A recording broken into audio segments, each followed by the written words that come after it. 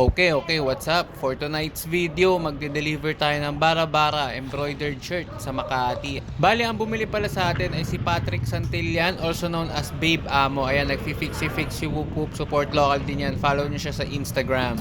By the way guys, shoutout pala muna sa Pedal Glory para sa long sleeve natin ngayon. Bagay na bagay sa malamig na gabi. Para sa mga magtatanong, may available pa po na bara-bara embroidered shirt. Mag-message lang po kayo sa akin for more details. Nga pala, gusto ko pasalamatan lahat ng nag-comment dun sa last video natin na tungkol sa sumasalubong na siklista sa bike lane. Ayan. Maraming salamat sa honest opinion nyo. Sa mga di pa nakakapanood, ito po, panoorin nyo siya at mag-comment po kayo ng inyong honest opinion. Okay, let's go na ulit. Inayos ko lang yung angle ng mount ng camera natin. Ayan, nandito na tayo sa floodway. Dito ako madalas dumadaan from Cainta going to Makati. Pero ngayon inabutan tayo ng rush hour, kaya expect natin yung malupit na traffic. And also, laging may ginagawang kalsada dito. So, kailangan natin ng mahabang pasensya. Hey!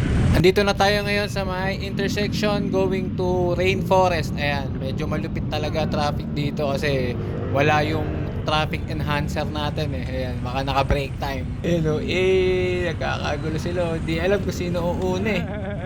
Shout out po pala sa DPWH ng Pasig City. Baka pwede pong magawa ng paraan itong mga butas na to along Francisco Legazpi going to si Raimundo. Ayan, kung makikita nyo po, napakatagal na natin dinadaanan to. Lalo po silang lumalalim kapag nagpapatong ulit tayo ng bagong asfalto. Medyo may kadiliman din po dito sa part na to ng Francisco Legazpi. Ang nagsisilbing ilaw lang po ay ang mga headlight ng sasakyan. Sana po magawa ng paraan soon.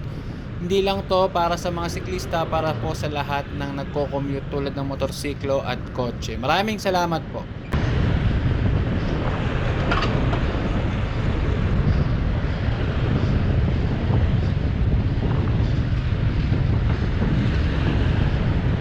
Pagpasok natin ng si Raimundo, medyo maluwag na sa part na to. Sa tingin ko, sisikip na lang ulit bago mag Pasig Boulevard Bridge going to C5.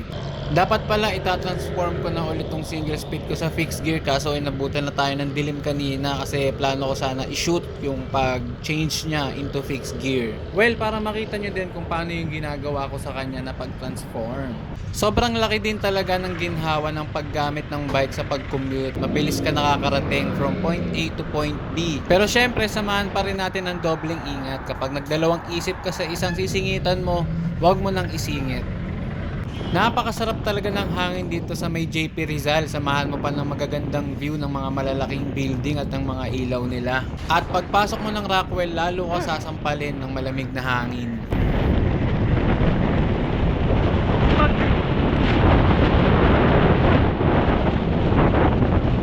Ang sarap talaga ng hangin dito sa Rockwell.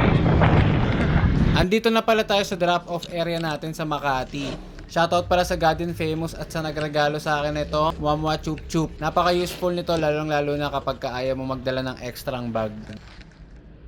Dito pala tayo nagpunta sa Bolo.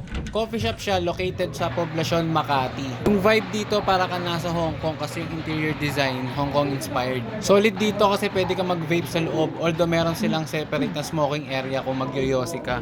Bike friendly din sila kasi nagbabike din yung owner tsaka yung mga barista. Meron silang hiwalay na bike parking. Siya pala yung nideliveran natin, si Patrick Santillan, also known as Babe Amo. Masarap din kape nila tulad ng mga pinagkakapihan ko. Hindi ko kayo madidisappoint guys, try nyo dito. Hindi nga. So, sakto-sakto brad ah. Gusto mo bara-bara. BBC na din kayo.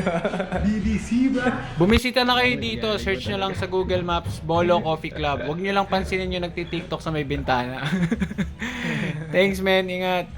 Akala ko naman